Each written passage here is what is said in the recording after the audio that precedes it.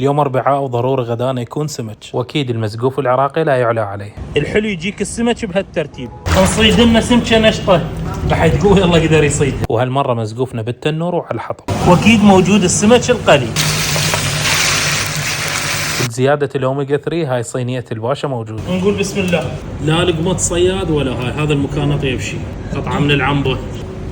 يا هذا الطبق مو مال خاشوقه. التمن الاحمر، السلمون، لحمه تصير ورديه، وبعد الدجاج المشوي بالتنور. وهذا البوكس اشوفه مثالي للي يريد يوصي سفري. السمكه مالتك هنا وياها التمن وسلطه وطرشي وعنبه والتمر وباقي الحبشكرات كلها وياها. حلو هيك توصلك للبيت. وهذا شكل البوكس من برا حتى تراهم هديه بعيد الحب. واذا تحب المقلي صينيه الباشا شوفها رهيبه. الزوري الذب راسها، الذب ديلها، تمن احمر فوقها تفاح ابيض.